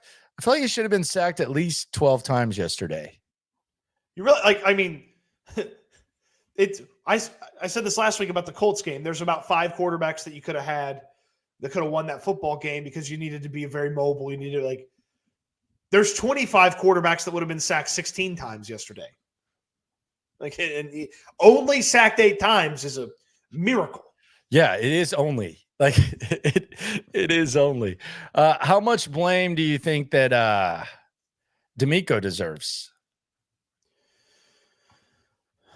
Less than the line and less than Slowik, but more than CJ Stroud. Do you think he needs to trust Slowik less at this point? Because one of the things that he said was that he wanted to trust his coaches more. That was one of the things he wanted to work on. Do you think maybe he needs to trust them less? Yes. When left to his own devices, he calls a halfback pass from the 10-yard line. Let's get into that. What are the thoughts on the mix and trick play? D'Amico said if it works, then we're talking about it. Come on, bro. That's bad. It's bad process. CJ Stroud. It's bad process. I agree. Put the ball in Joe Mixon's hands. Don't have him throw it. Well, this is what you're doing, like with that play. And I don't think people are dumb. I don't know how many people would have agreed to run that play. You're taking the ball out of your quarterback's hands, who's awesome, and you're taking the ball out of Joe Mixon's hands, basically. Like, I know it's in his hands, but he's not doing what he's good at, what he's great at. You're not asking Joe Mixon to run the ball, which is what he's the best at. He's one of the best in the NFL. He's one of the best running backs in football. So let's have him throw it. Well, also, like, you used to see like LaDainian Tomlinson throw the ball a lot, but it was like there was a threat of a run. Like there was no threat of a real run there for Joe Mixon. Yeah, and he threw it to Antonio Gates. He didn't throw it to Phillip Rivers.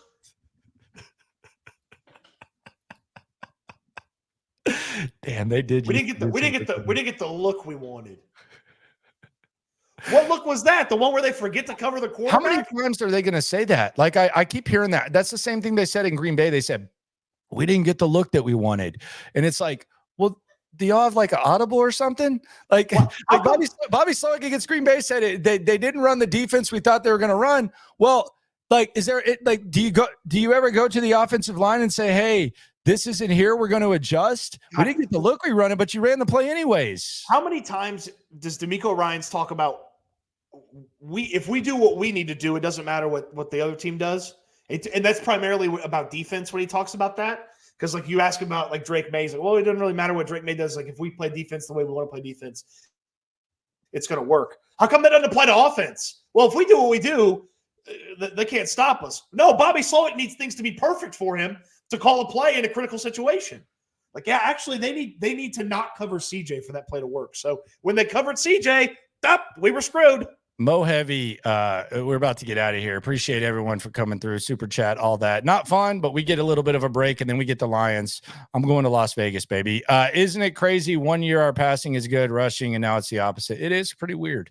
GC says, I don't even see us getting 10 wins anymore. Goodness gracious. That's kind of dramatic. I think they'll get 10 wins. I mean, I mean, Baltimore, Kansas City, and Detroit, those would be losses for me right now. Yeah. Dallas is a bit of a toss-up. You can beat the Jags. You can beat the Titans twice. I'm missing a game in there. Miami off the bye. They should be able to beat them. Yeah. Although things aren't perfect in Miami, and they can still move the ball through the air. Yeah, we'll see. Right now, it still stings a little bit. We got to sleep on it. This is Reaction Monday/Friday. Appreciate y'all for coming through. We love you very much. We love you in the chat. Great show today, guys. You guys did a great job in the comment section. Thank y'all so much for riding along. Always remember, when it comes to this Texan stuff, we're all in it together. Eat good, sleep good, be good. We'll talk Texans again soon.